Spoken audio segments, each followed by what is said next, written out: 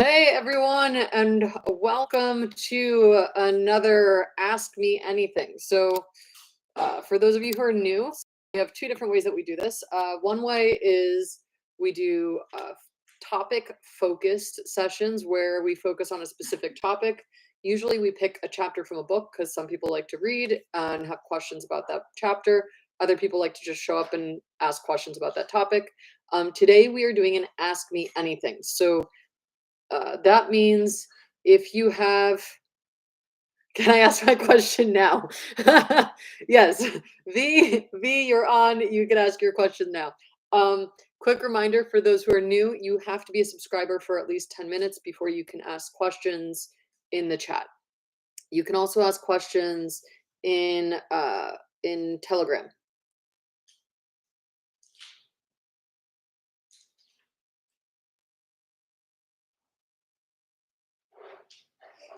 All right, so go ahead, drop your question in. What is it?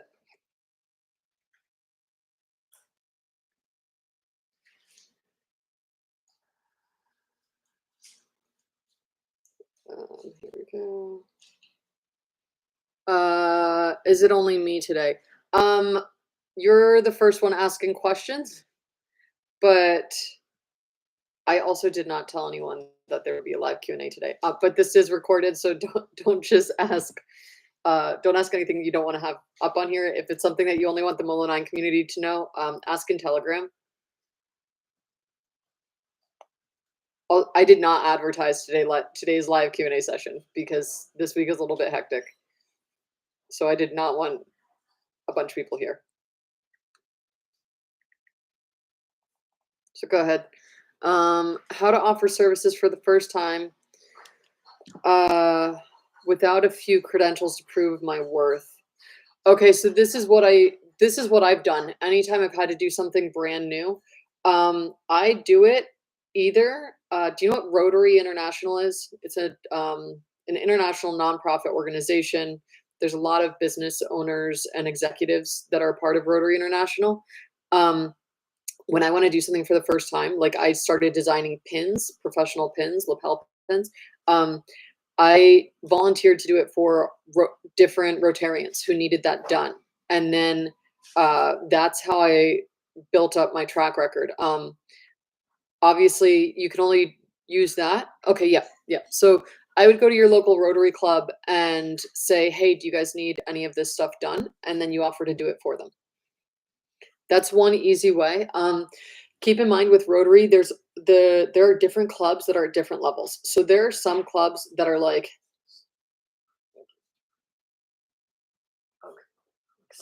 sorry, my husband made me coffee. There are some clubs that are super, super prestigious, and they will have like the top marketers in the world at their Rotary Club. So in those situations, what you would do is reach out to whoever's in charge of the marketing for that club, and you would ask if you could work on certain projects with them, because there are always going to be projects that certain marketers hate. Like there are there's more than 2,000 different roles in marketing, and specialties and focuses and niches. And there's always like one or two that you really love doing, and there are 1,988 that you hate doing. So if you join a Rotary Club where they have prestigious marketers working on their marketing, something that you could do is you ask what you could help them with, and then you add that. Okay, so when you are starting out, the general rule of thumb, I know you bought the course. There's this, I have this rule of thumb. I call it the golden three. Once you get 3 success stories in your pocket, then you have the track record. So something that we've done this from time to time with Molo9. Sorry, one second.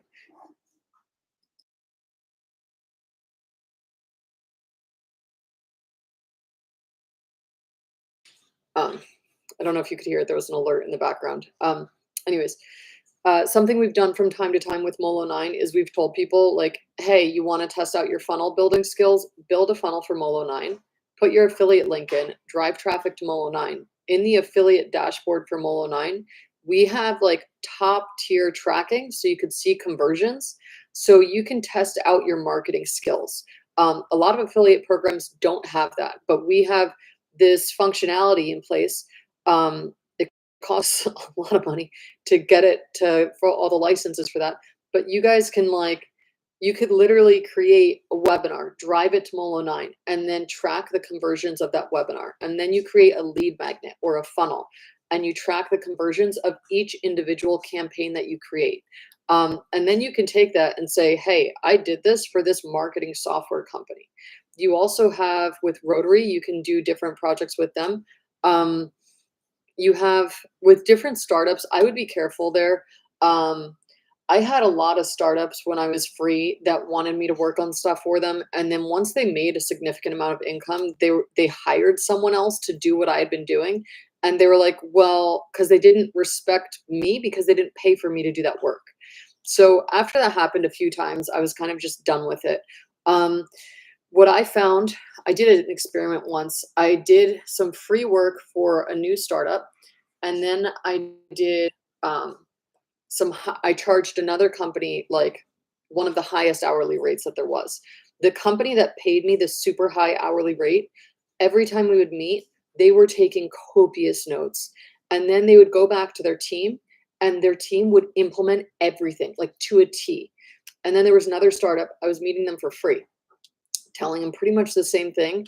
They would kind of take notes and they implemented nothing because they didn't value the advice, because they didn't have to make a financial sacrifice for that advice. So the downside of not charging is um, is that people usually don't implement it, and then you can never build your resume. So because that was something I struggled with, that is something that I offer you guys with Molo9, with 9x90, my podcast, with addiesusan.com, any of the brands that I own. If you want to prove your funnel building skills, if you want to prove your web design skills, you can send a proposal to us. If we implement it, we're your first case study. Like, do it. Go ahead, do it. You want to work on an Instagram collage? Make one for Molo9, send it over. If it's good and it's on brand and it works with us, then we can use it. Some people have sent things, they were like, I made a new funnel, and it's like it's not even legible. So we really couldn't use that, but they could use their affiliate link and run ads to that themselves. We could actually bring that back. Do you guys want to bring that back? Like once a month, you design something for Molo9, and then we do a live feedback session and I explain to you how to make it better. You use your affiliate, Molo9 affiliate link. Let me know in the comments.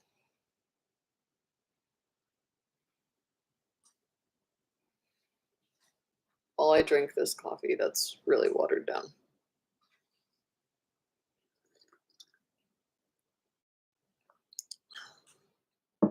Yes? Okay. Cool. So we will do that starting in January.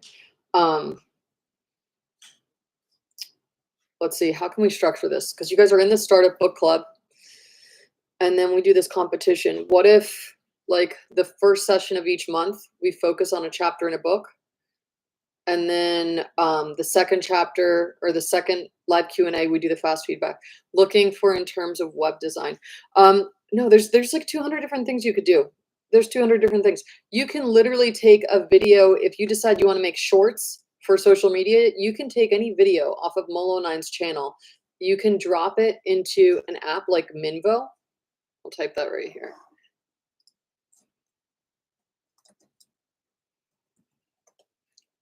Literally, you could take any one of our public assets, drop it into Minvo. It'll make short videos for you.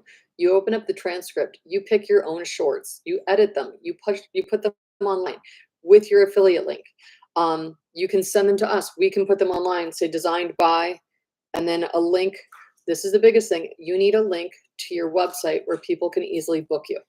So you don't want to just be creating assets for free. You want to make sure you have somewhere that people can book you. Let me show you an example right now.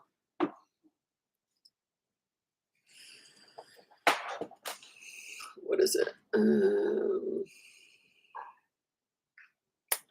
Gosh, I just did this. It's the banquet. Oh, here we go. Okay, so I love design work. I don't do it professionally. I have a software company. I have designers. but like my guilty pleasure, like people's guilty pleasure is chocolate. My guilty pleasure is or binge watching something. My guilty pleasure is designing on Friday and Saturday nights. That's what I do for fun. So I did this for someone, and then underneath I have the form. If anyone sees that design work and that invitation and they want to request their own design, they fill in that form.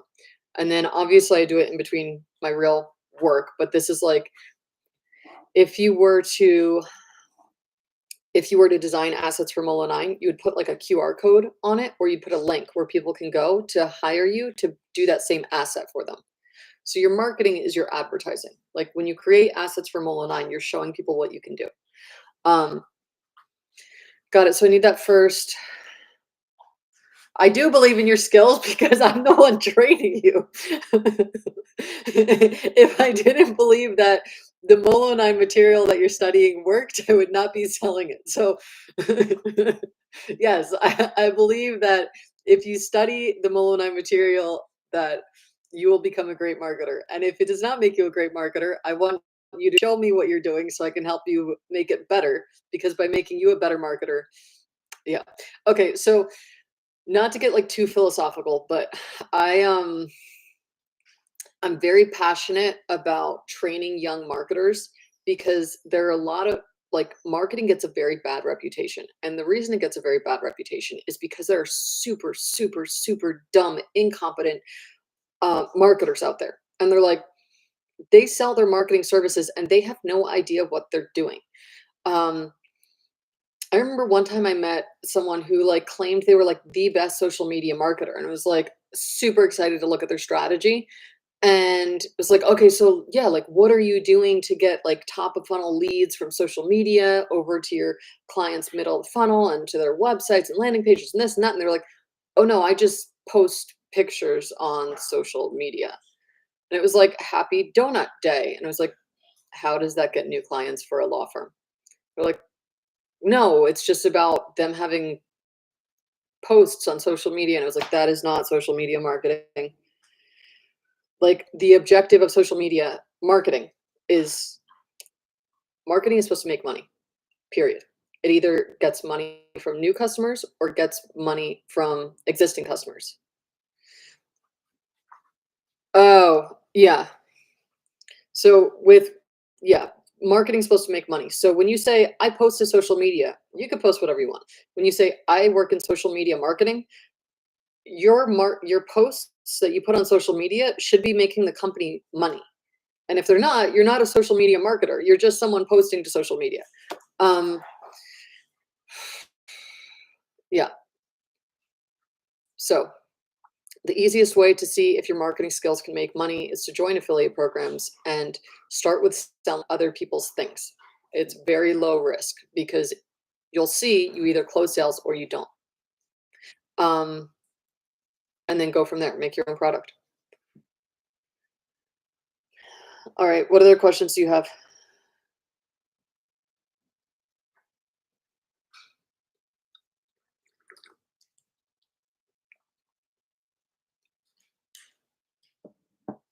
Latest question, why are you drinking terrible coffee? Kidding. Okay, there are two of you online and only one of you is asking questions. So what is the other one wanting to know?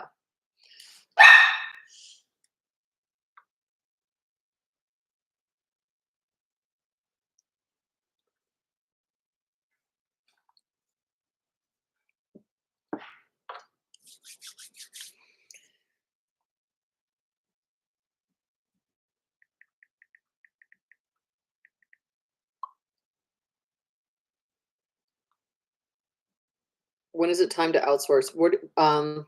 You outsource whatever you don't like as soon as you can afford to. So there's a company we had a few years ago called the $1 Million Pineapple. And basically what we did, one of my friends did all the sales, all the account management. I didn't want to have to talk to the clients, he did.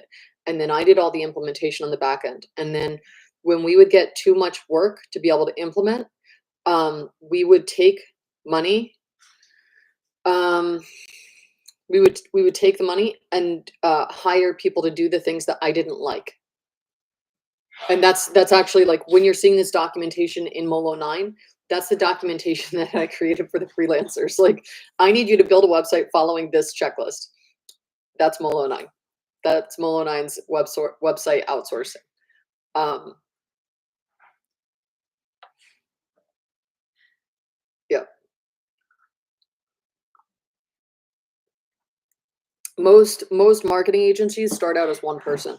That's why a lot of marketing agencies are named after one person because it starts as like addiesusan.com or um, like I have MD9 Design, or like it starts as one person, and essentially what you do is you outsource the things you don't like as soon as you can afford to.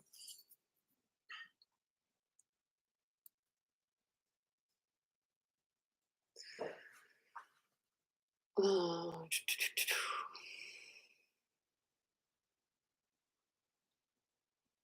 The other thing to keep in mind is there's not as much to outsource as there used to be because so much of it is done by AI now.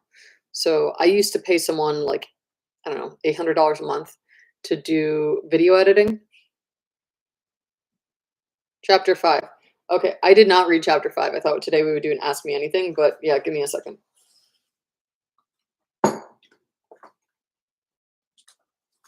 Okay, chapter 5, what do we talk about? 48-hour money challenge. Beef jerky, 3 business. Okay, what's your question? The other person's probably Andy. I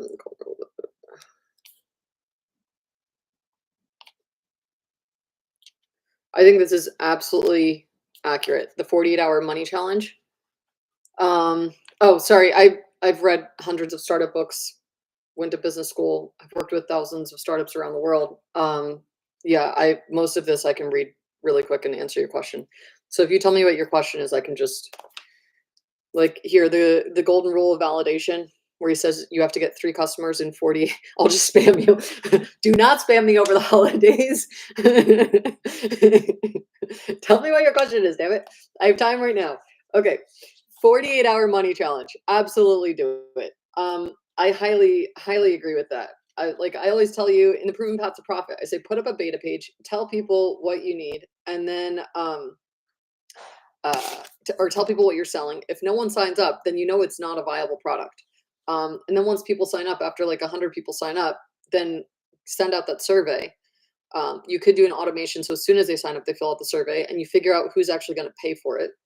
3 business methods to validate any business idea. Yeah, ask in Telegram.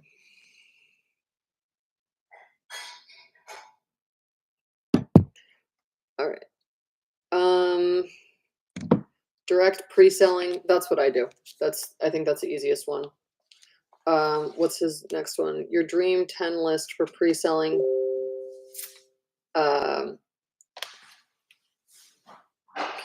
Okay. So V said, how can I ask for money for a service or product that doesn't exist yet? Looking for best practices. Also, I feel like with many things like food, hairstyling, you pay after the service has been rendered. Paying up front for something that is in the customer's mind is not yet certain to exist. The barrier is way higher. Is that correct?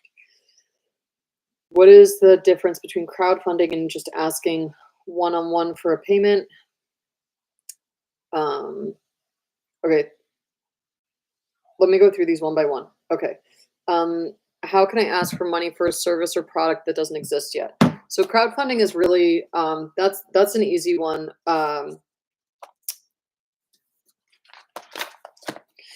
Okay. With crowdfunding, what you're essentially doing is people are buying a product before you have it in your possession. You need a very high profit margin to do that. So like when I've done this where I've sold a product before I owned it, I looked at how much it would cost to order 100. I let people sign up for like the wait list. And then once I had like more than enough people on the wait list to pay for the product, then I let them order it on the website, buy it, and then I use that money to order the inventory and bring it. Now, specifically, what you would do, let's say, here's lotion. Let's say you wanted to start a new type of skincare line. You would tell people, "Hey, I have this ultra luxury, super amazing anti-aging skincare line. If you're interested in ordering a bottle or like a skincare kit, just fill out this form." They fill out the form, or they put their email in. Once they put their email in and hit submit, it brings them to a survey. On the survey, they say what they're excited about with the skincare, what they didn't like about their previous skincare, and how much they would expect to pay for the skincare set. Now, you have all the surveys come in, and you see that half of the people say they would expect to pay $300 for this amazing and super powerful anti-aging skincare set. And you see the other half the people expect to pay $30. You take the people who expect to pay 300, and there are 10 of them.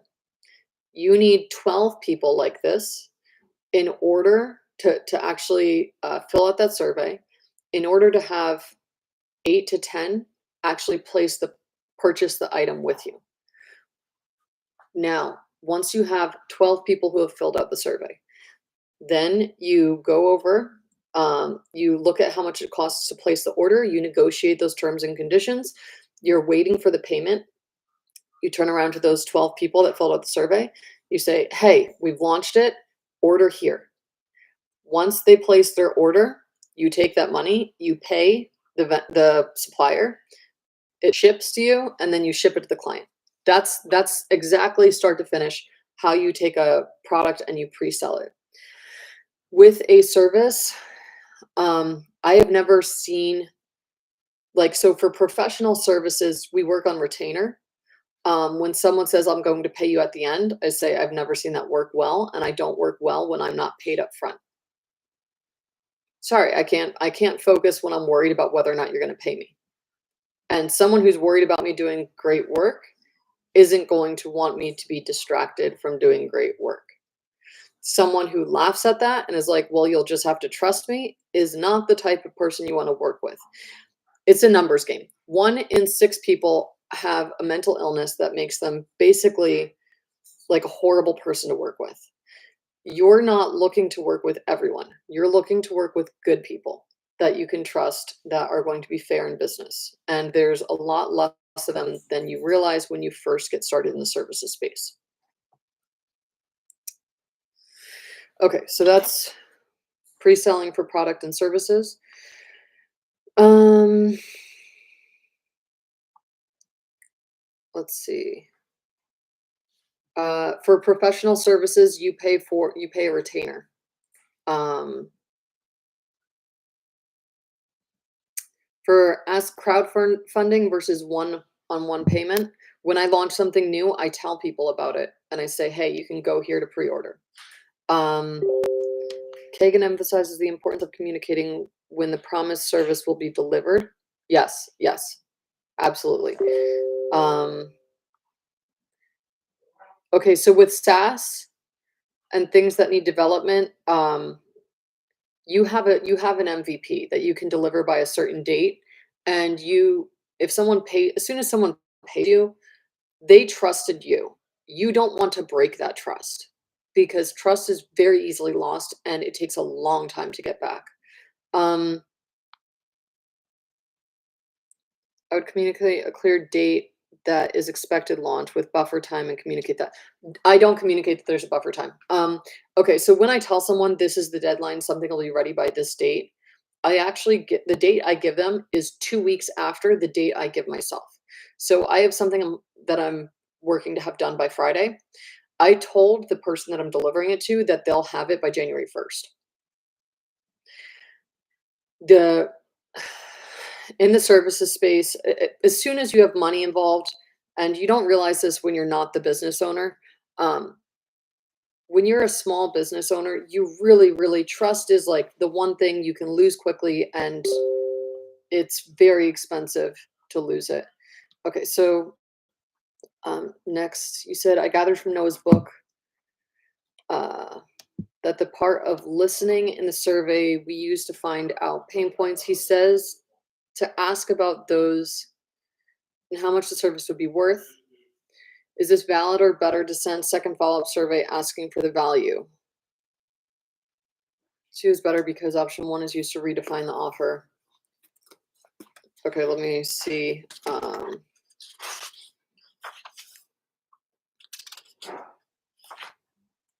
With rejection.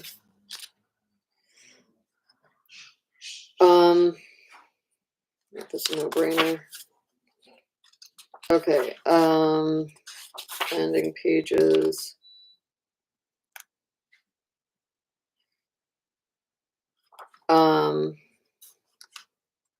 Okay. I do not, from all the headlines I just skimmed, I don't see the part where he's saying to give them 2 surveys. I do 1. I do 1. There are so many complicated things that you have to deal with when running a business that you don't wanna add complexity if you don't have to. So, when there's an option to give someone a survey, or give them 2 surveys, I'd give them 1 survey. In your first survey, you want to um, you want to know if they're going to be a paying customer or not. And people are like, well, less people fill out the survey if I ask about money. And it's like your goal isn't to have your non-customers filling out the survey. You don't want to know about them. You want to know about your customers and what they want and what they'd be willing to pay. So I think what's interesting for a lot of early stage founders is they think they want everyone to be their customer. You'll kill yourself and drive your business into the ground trying to have everyone be your customer. You want to, it's more like a treasure hunt game than an inclusivity exercise. Like finding your customers isn't about including everyone. It's about finding the people who are your customers. Um, okay, so let's see. Dealing with rejection features questions I would have put in the first survey. Why not? Referral. What would make it a no-brainer? Worth. Um, yeah. Okay. So no, I agree. What he said in the dealing with rejection section. Sorry, I did skim that. Where is it? It's over here. Yeah, right here. Okay. So dealing with rejection, he said the questions to ask are, why not? Who is one person you know who would really like this? What would make this a no-brainer for you? And what would you pay for that? Um, I don't say what would you pay for that. I say what would you expect something like this to cost? Because what would you pay for that? People usually are joking and they're like, oh, well, you're a startup and you need customers because you need testimonials. So I'm going to say I want it for free. Whereas when you say, what would you expect something like this to cost? They put on their consulting hat and then they're like, huh, well, I would expect this to cost this amount. Um, and that's what you want them to do. You want them to give you an answer that doesn't tank your business. Um, okay, next question. To me, it looks like the validation process of asking money skips the first steps of beta launch message page. The camera renting service was just a post in a Facebook marketplace. Does this mean the beta launch approach is not necessarily the best approach for validation? His approach. Okay, so everyone has their own way of doing it. His way of doing it. Let's see. No, okay, so his landing page approach that he talks about here, that is different from the beta launch page. What you do with the beta launch page is you simply put up a very simple page. People drop in their email if they're interested. You have a simple URL, people drop in their email, that's it. What he's saying with the landing page, that I would not do that from the beginning. Because what people are doing in that case is they're creating a landing page that's designed to sell people on something and you haven't created the product yet. So where I came out with the beta launch theory, I was in Silicon Valley and there were like these people who really wanted to be startup founders who would literally spend all this time talking about their startup with people who thought it was cool, but they would never get their email. And then when they went to launch, they didn't remember who they'd spoken to and who was interested in buying it. And so they were having to start all over again. So then I tested it. I was like, let me just put like a simple beta page up where like I tell people what I'm building and if they like it, they put their email in. Before Molo9 had something called Growth Bot. And it basically was like a very ugly, very dumbed down version of Molo9. Like, I don't know, Molo9's tech stack behind the scenes, like people need a tour before they can figure it out. The Growth Bot, like any developer that I was friends with, or that like a bunch of my roommates were developers, for Google and Oracle, not Oracle, Tesla and all that. So I'd show them the back end of the Growth Bot and they could jump in and edit the code. So with the Growth Bot, people would drop their email in, and that was it. Very easy. And like any time I would talk to someone, they're like, "Oh, that sounds so cool." I was like, "Oh, put your email in here. You'll get an email when it launches." And then when I launched Molo9, I had 300 people buy it. And people were like, "Where did you get all those customers from?" And it was like, "Well, anytime I spoke to someone, I told them to put their email in. If they thought it was cool, they put their email in." And that's the easiest way for startups to get sales. So I agree. I don't think you should do a landing page until you've done your survey. What you do is you do your beta launch page. You start getting people to put their email address in. You start sending out that survey, and then you take the survey responses and you use that to create your first landing page. Okay, next question. Does this mean the beta launch approach is not necessarily the best approach? That's it. How do I know how much to charge for my service, like marketing advice? Oh, I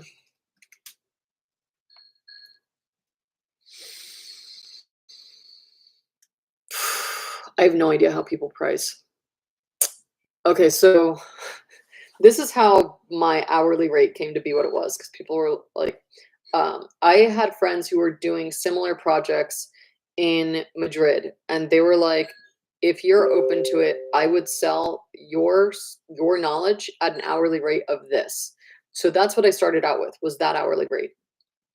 Then I got stalkers and creepy people who could afford that hourly rate.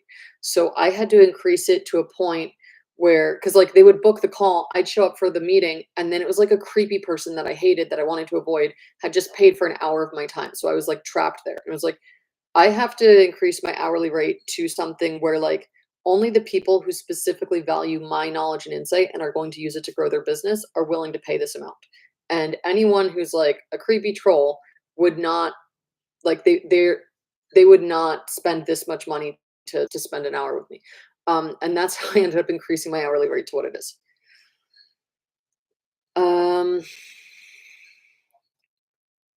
I know that's not how everyone does it. Usually, people look at the market and they put something in, or people tell them what they're willing to pay. Okay. Yes, people are crazy, and that's why I'm very specific with who I interact with, where I go. When people want me to do speaking engagement, I don't do any public speaking engagements. There has to be security. There has to be a gated entrance. Yeah. What it is like people have always been crazy, but the internet has made it easier for crazy people to access anyone, which is unfortunate. What is a retainer? Okay, so a retainer is, and that's like an easy one to start out with, is a retainer. It's this, basically you tell them, hey, I work off of a $10,000 retainer, and your hourly rate is a certain value. So like, let's say you charge like 100 or 300 an hour. They pay you a $10,000 retainer, and you bill against that $10,000 retainer. Um, yeah. At some point in the beginning, you want to look for. Sorry, let me finish the retainer question and then I'll respond. Okay, so the retainer is, they pay you a flat fee of like $5,000 to $10,000. $5,000 to $10,000, and you bill your hourly rate against that. And then once the retainer runs out, they refill it. When they start to get like to the bottom 20% of the retainer, like when there's 2,000 left, you let them know, hey, there's 2,000 left in your retainer. You send them an invoice every month or bi-monthly, depending on the country, letting them know how many hours you worked, what those line items were, and Yeah, I could put that. I have an invoice template I could put. Email it. Email the team, and then so that they remind me to put the invoice template into Molo9.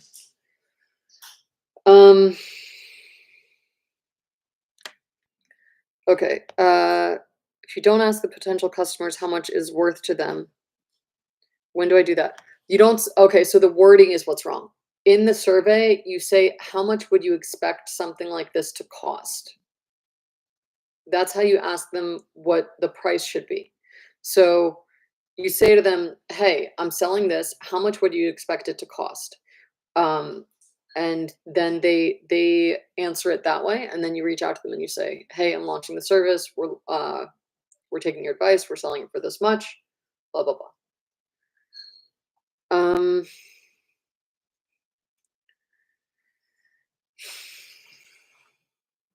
The customer does not expect the MVP before they pay. They pay, it's like Amazon or like buying something online. They pay for it and you give it to them immediately. With Molo9, people paid for the playbooks and they got them immediately.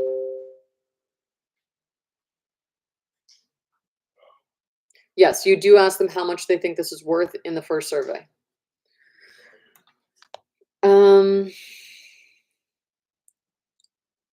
But Kagan says this is not a great approach. The new free client I have basically said we don't work like that. Need to collect emails of interested people. Okay, so if someone's not going to pay you, they're not the right person you should be working with. Like, period. They're looking to abuse someone. So abusive people and negative people, they're not looking to abuse you. They're looking to find someone that they can steal from. And if you let them, they'll steal from you. If you don't let them, they won't steal from you.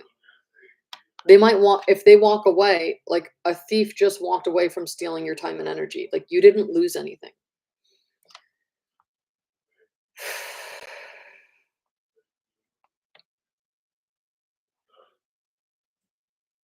All right, what other questions do you have?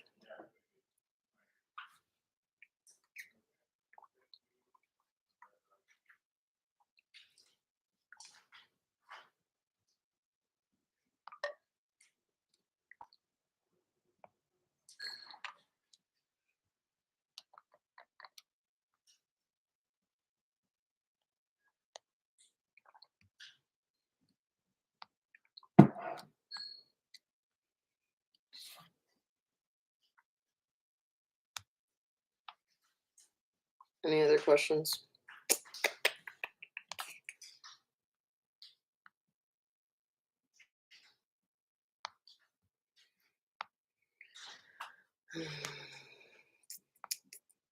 Nope. Okay. Oh, wait. Here we go. Okay.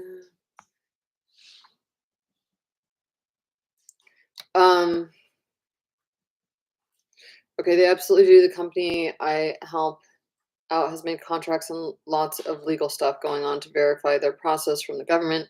So they spent tons of money for I'm sure my service will be high in demand. Wait, so now I have to figure out how to tell them diplomatically that this is a bad idea. What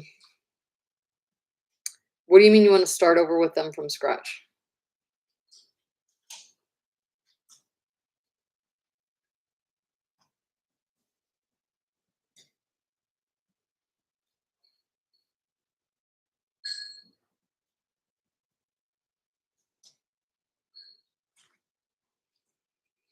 I don't understand this one about them.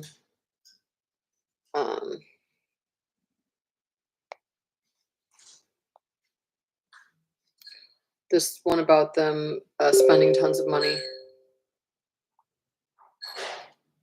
You want to implement the proven paths to profit for other people?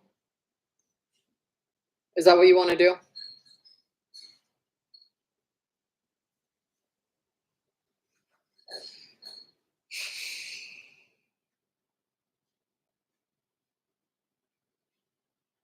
You can implement the proven path to profit for the proven path to profit.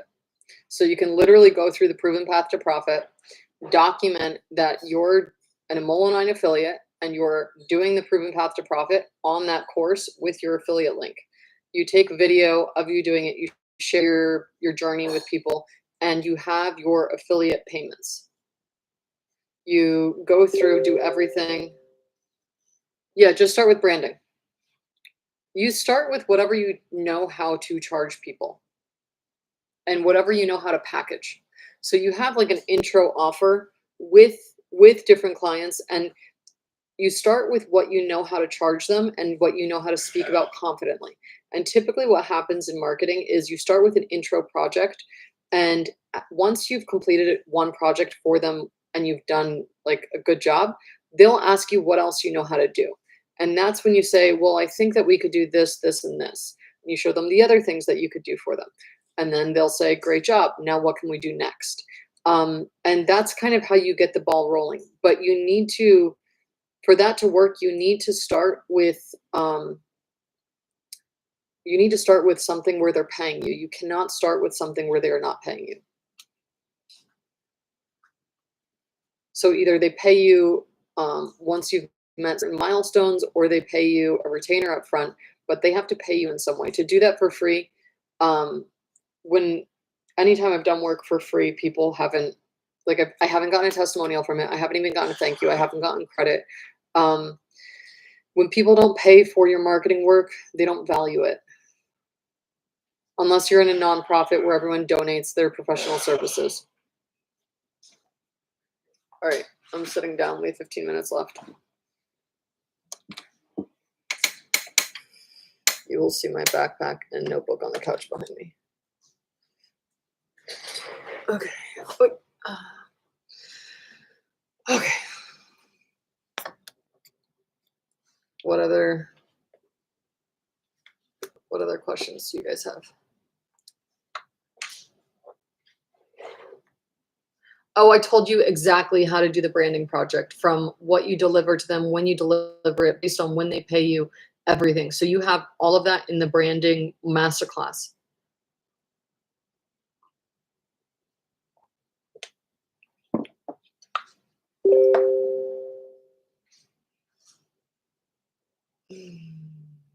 So do the branding.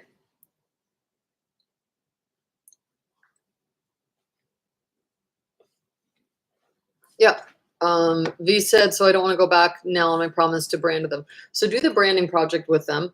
The thing with marketing that you have to keep in mind is each thing that you do for them is a separate project, separate retainer, separate deliverables.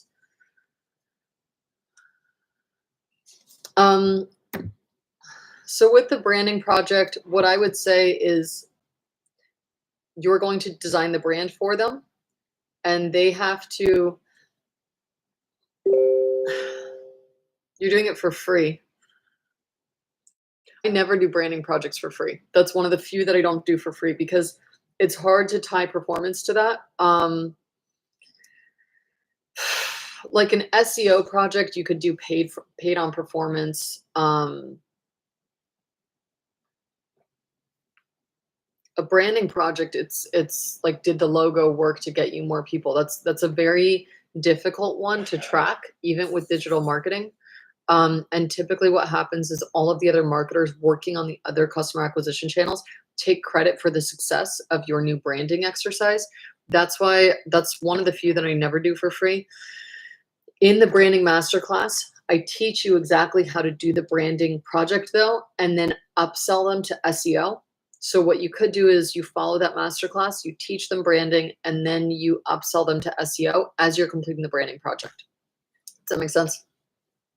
So I have to fix my chair. Okay.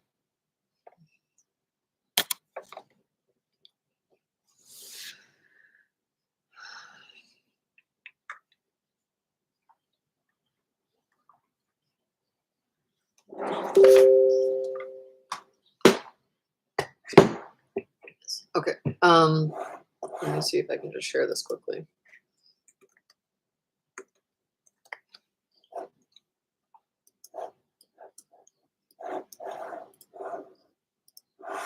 So there we go.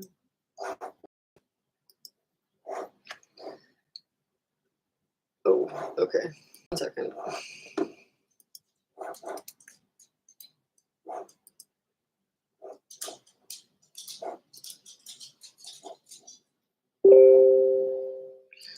Nerlin, why don't you just tell them about your services and start charging? In the end, the worst case is them saying no. Yeah, that's true. You guys, Nerlin is in Kazakhstan, and he is one of the greatest developers on the planet. He is one of my coding mentors that taught me like so much with computer programming. When other people would tell me something's not possible, he would say, "Give me a second." And like 2 days later, he'd come back with a solution. Okay, so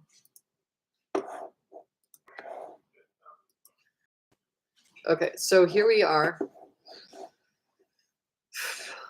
Learn courses.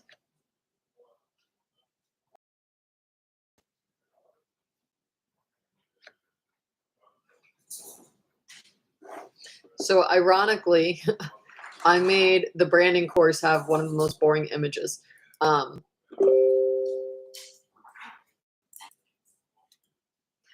You start out by doing projects for people that you trust that will give you the testimonial that you need.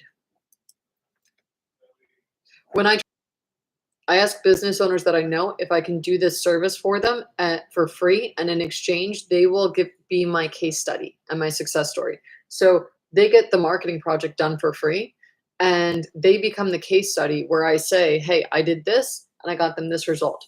I don't work with people I don't know on that arrangement because I've never seen it work well. I only do it with people that I know and trust. So if there's a specific thing you want to do for, here are the companies, here are the brands that you can do it for.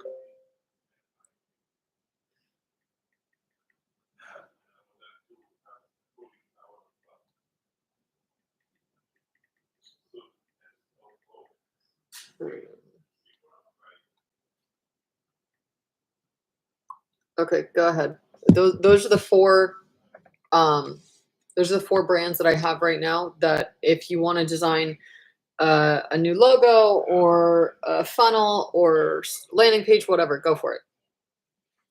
Do it. Send it to me, and we will make your case study. Okay, now let me show you. All right, so this is a part of Molo9. That's the course section. Let's see, this is how to complete the let's see. Oh, I walk you through everything in this. This is who pays for the high ticket branding projects. Rookie moves that can destroy your career. This is the keystone deliverable that your client thinks they're paying for. Track and improve these metrics to make more money. So you show them the metrics before and after. Yes, start with your friends and come over. This is how to instill a sense of permanence when you present the deliverables. So something that's really interesting. A few years ago, I worked with one of the top consulting firms in the world, and the way that they gave the same exact deliverables as every other marketer I've worked with. But the way they would deliver those same exact deliverables, they would make it sound like they had discovered a new planet. Like they would make it sound like they had the most profound development and discovery, and that their work should be worshipped. And all they were talking about was the font choice for the new brand. And it was just like, oh my God.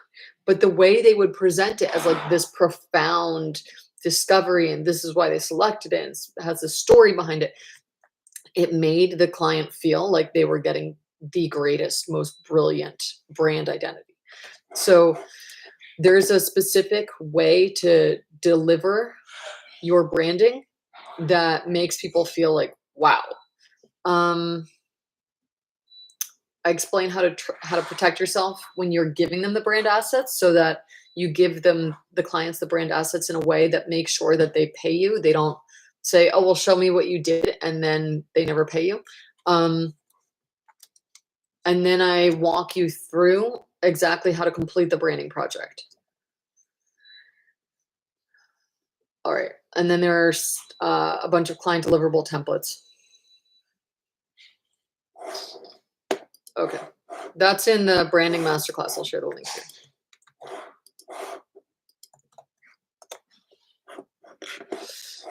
All right. Any other questions? Otherwise, we're going to be done.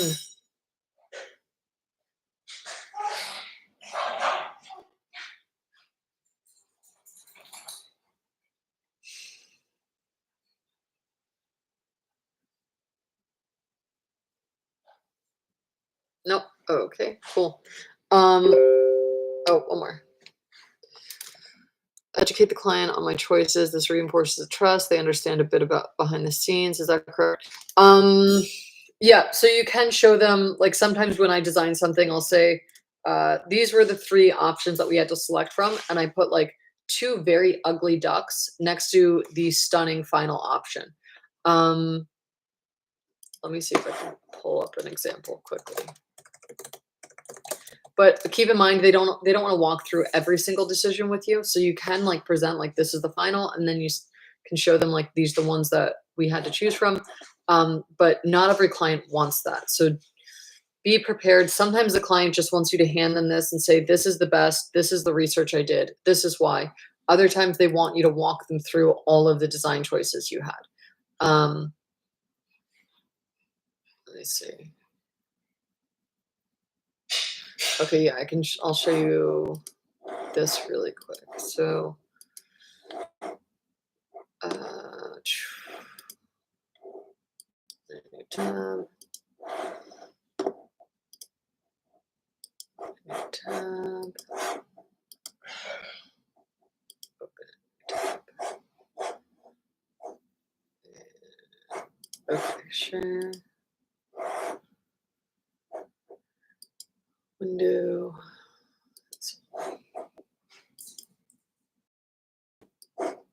Okay, so someone wanted a black tie. They wanted an invitation for an ultra exclusive black tie event. So when I typed like luxury black tie event into Canva to see what the templates were, this was one option. This was another option, which is like also nice, but not like ultra luxury high end. And then this, no, where is it? This was the, this is what I ended up designing for them. So as you could see, like I showed them like, okay, yeah, this is claims it's luxury, but it's really not. This is okay, a little bit tacky. And then this is like the extremely high end above and beyond.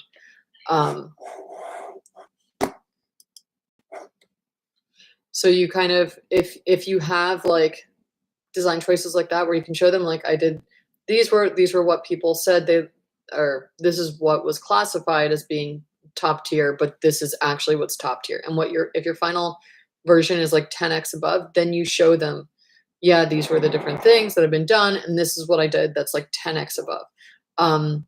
If you made a design choice and it was like choosing gold or silver, or like if it was a design choice that's like a designer would care about, but someone who's not a designer and doesn't understand design would not care about, then don't waste their time with it because they don't care. They don't want to know. I don't have anything on here. That's a good example.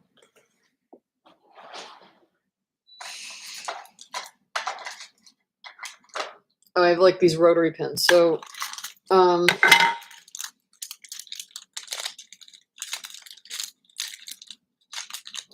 showing people like the different options and like yours and how yours compares to the others can kind of be something.